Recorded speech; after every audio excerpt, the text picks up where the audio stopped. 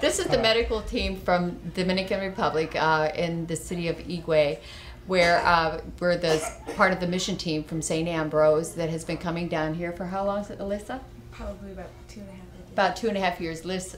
Alyssa's been coming for quite a few times now, and I've come last year, and we've discovered that really this village really needed a lot of medical care, and we decided to form a medical team. As you see, this is our medical clinic, which is a house that was not used as a home, and we took it over. It's a very small place, but we've turned it into something that we can use for the people here.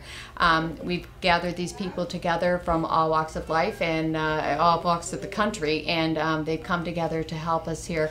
We found that we've been able to see lots and lots of people here this week, and the rewards are just very, very great and overwhelming. But it's something that I really, really want to do again and again, and I feel that if you would take the time and really, really want to do something for yourself and for the world, that you would take the time to maybe think about doing something like this. And maybe you could even I'll expand on that. I'm Bob Thompson. I'm a physician, and this is my first mission trip. I was given the opportunity by the church, and I jumped at it because I'm at a point in my career and life where I realized I wanted to give back, and they made it very easy for me. It's been a wonderful trip.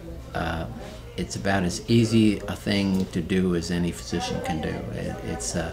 You come down and you see just wonderful patients. As long as you have a good translator, you can communicate well with the patients, and they're delightfully cooperative, delightfully pleasant. You see a wide variety of really the medical issues that you see at home, but with a few slight twists. You see things where parasites, but it all sort of explains itself. And the only difficulties really are around supplies and conditions.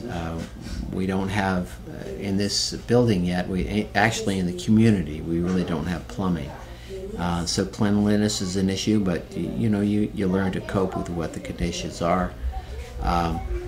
Medications, we don't have the breadth and depth of medications that we need or would like, but then you realize that you're giving people what you have, and you're giving them much more than they've been expecting or they've been used to. So it's just been very gratifying, and I want to emphasize how easy it's been for me. I thought it would be more of a professional challenge, and really professionally it's just very gratifying. Hi, I'm Mary Fisk, and this is my first mission trip as well. I'm delighted to be here. I was surprised in some ways and delighted in others. The people, incredibly appreciative, welcoming, and one of the things that we've noticed probably the most in getting this off the ground and getting the mission established for medicines is the need for common things that we take for granted. Amoxicillin, the suspensions that you can keep for longer periods of time, gauze, Tylenol, Advil, Aleve, Singulair, just things that we take for granted because we just run down to the corner and pick them up, and they don't have them. So it's a great need to fulfill, to help someone in a situation where otherwise they're just going to suffer until it either gets better or gets worse. It's been tremendous to work with this crew. The group from St. Ambrose is just phenomenal, and Alyssa especially, with the help in the translation, because you need to understand the problem before you can help them, and then also to communicate to them the importance of taking the medicine. You have to take this to get better. One of the difficulties about the language thing is that the translators, people who speak the language of the community, are a premium, and any effort like this needs Spanish-speaking people, and thank God for Alyssa and for a couple of other translators that are here, but we really need more. We need more.